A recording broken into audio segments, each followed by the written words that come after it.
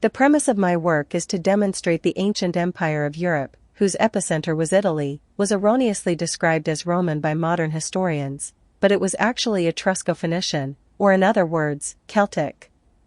I have the benefit of descending from an Etruscan family that participated in the Roman Empire, and they were Celtic/Germanic in appearance. The location of Rome was irrigated to make it a suitable site for a city and was quasi-Etruscan right up until the time defined as the Common Era. This throws another proverbial wrench into chronology, but suffice to say, the very word Phoenician is from an Etruscan perspective, not an Oriental one, the word being puni, which usually indicates things of a purple nature, the Latin counterpart of which is pony.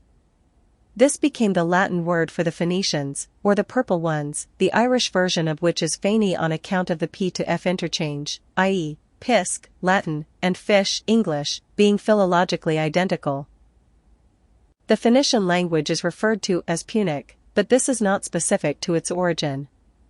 Punic is specifically from Sicily, or in other words, it is Sicilian Phoenician, or Italian Phoenician. Sicily was peopled by Etruscans. Two of its three languages are not Indo-European, meaning they are not similar to anything from the Orient, including Greek. The languages of ancient Italy are alien to the rest of the world, and the remaining inscriptions cannot be translated because of this. The only thing that can be figured out thus far is the gist of an inscription based on the words that Latin inherited from them. Latin is a lingua franca developed by the Italians, it is not descended from Greek. There is lore that Sicily was connected to the mainland before its isthmus was destroyed by an earthquake.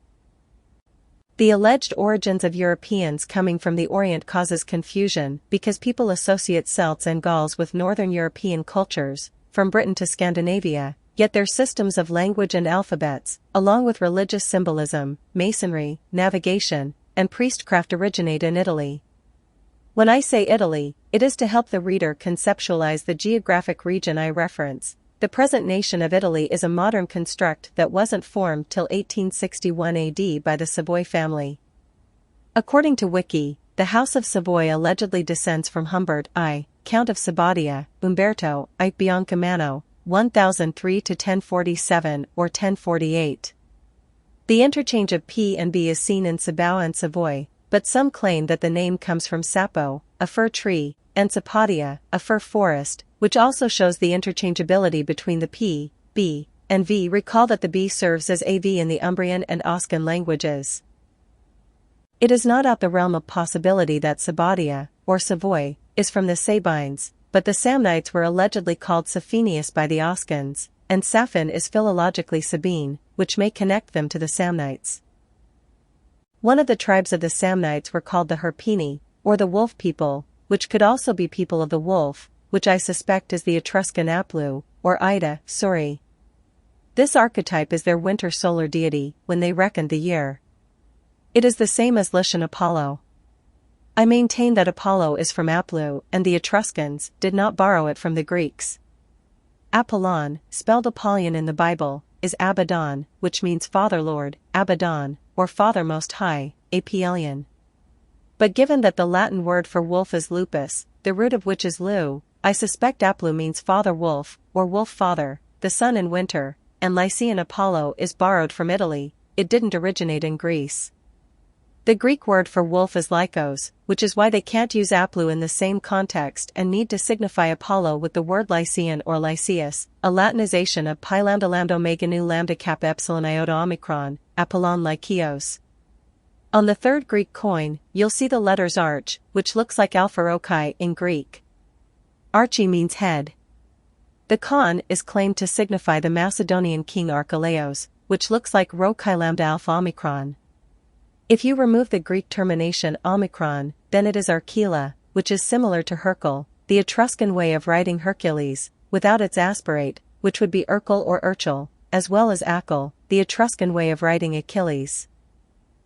But on the following coin, an Archelaus diagram, 413 to 399 BC, it is admittedly the head of Apollo. The lambda, the Greek letter L, is not visible, but on other similar coins it is, yet in a much different strike. The following coin looks like it is newer, or was not circulated as much, but the artistry is not as good. It may be forgery or it may not be. I don't know. The point I would like to make is that Archie, head, is separate from Lao. If my suspicion of Lu signifying wolf in Aplu is correct, then here we have in the inscription Archie Lao, which would signify head wolf, or wise wolf, because Lao and Lu are philologically identical. It is assumed the letter O was cut off in the following strike, but if not, it'd be Archie La. The reason I've taken time to flush this idea out is that if my suspicions or inquiries have merit, then it indicates that Archelaus may be astrotheological and not historical, or if the man was historical, his name and story may have been infused with astrotheology through Greek mythological imperialism. The following is an interpretation of the ancient boundaries of Italy, with Samnium in the middle and its southern portion occupied by the Herpini. According to Wiki, the Herpini, wolf people, inhabited the southern portion of Samnium, in the more extensive sense of that name, roughly the area now known as Irpinia from their name, a mountainous region bordering on Basilicata towards the south, on Apulia to the east, and on Campania towards the west. No marked natural boundary separated them from these neighboring nations, but they occupied the lofty masses and groups of the central Apennines, while the plains on each side, and the lower ranges that bounded them, belonged to their more fortunate neighbors. I suspect Apulia is named after Aplu, and signifies country of the wolf, or land of the wolf, not necessarily because there were wolves there, although it may have been given that it was mountainous, but because it was named after this archetype. I happen to be descended from a woman from Apulia, Lucera, to be specific, and she had blue eyes. Lucera means holy wood in Etruscan, allegedly. This is yet another way of demonstrating that the Etruscans were Celtic, not Oriental or Sub-Saharan African. At some point there needs to be a concession that Phoenician, or Punic, is Etruscan, not only due to its alphabet but due to its very name. And given that Hebrew and Chaldean take their letters from Phoenician, it demonstrates the spread of this system eastward, not westward as previously thought. The implications of this knowledge are immense. The father of history, Herodotus, and the father of scientific history, Thucydides, made no mention of Rome. They existed the 5th century BC, so either their work is ignorant and not historical, or the location we know as Rome was not called Rome back then. I suspect the latter, and that the Etruscan Empire is being covered up because, once you learn how to read the ancient Italian languages, along with Hebrew and Greek, you'll see that there is no mention of any of the biblical characters or narratives in Etruscan writing, which exposes everything that the religious institutions and nobility derives their power and lineages from as nothing more than fantasy stories created in the Middle Ages, and prior to the 3rd century AD these stories were used by the mystery schools of Alexandria in a different context. No Greek writer mentioned Moses prior to the end of the 3rd century AD, c. 270. Everything was inverted at an institutional level by secret societies that pull the strings from beyond the public view.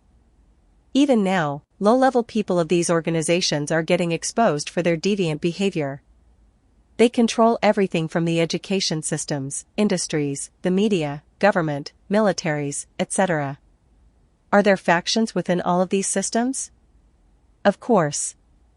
But there is an underlying system of control beyond the view of those not in the organization.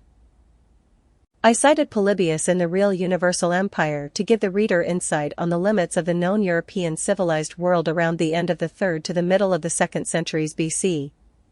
He wrote, "What lies between Tanais, north of the Black Sea, and Narbo, Narbonne, France, stretching northward, is unknown to us at this present moment, unless after diligent inquiring, we learn something of it. They that speak or write anything of these matters are to be thought to know nothing and to lay down fables."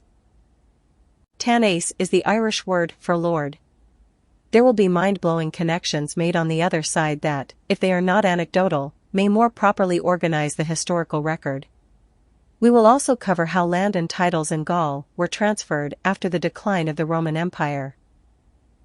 Watch or listen to Inner World Podcast, Episode 2, The Age of Tuareg, because the second portion of this article was only possible due to my previous work. I didn't make these connections till after I published the above book. Become a member to access the rest of this article.